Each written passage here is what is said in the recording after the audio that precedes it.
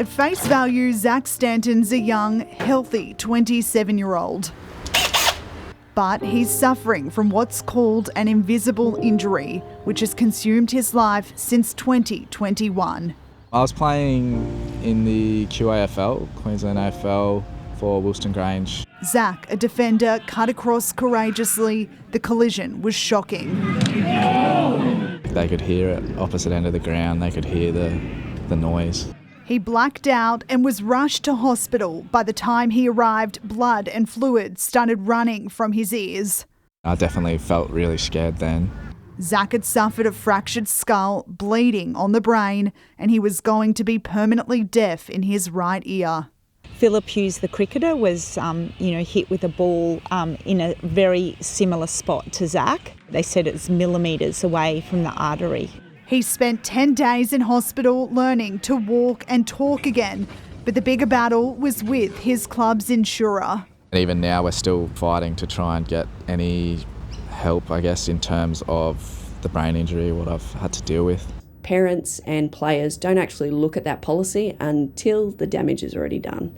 His club's sport insurance policy has no recognised category for brain injuries, but there is for broken bones, loss of limbs, even burns. He's played AFL since he was 10 years old, 15 years of, insurance.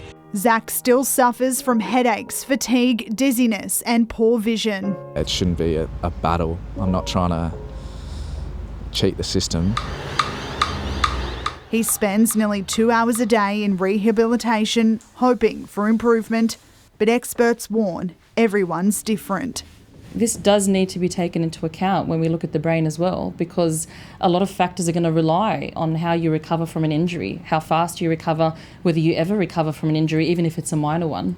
Jamie Shine believes that brain injury claimants are often taken advantage of. Imagine your brain's not working at 100% capacity, and yet we're going to throw you very complex legal issues and contract disputes and say you need to sort this out.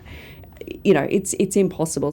Zach's insurer, AHI, says it's sympathetic towards his situation but maintains it dealt with his claim as efficiently and fairly as possible. But as for the question how frequently brain injury claims are successfully paid out, they decline to comment. Experts want an overhaul of insurance briefly examined in a recent concussion Senate inquiry.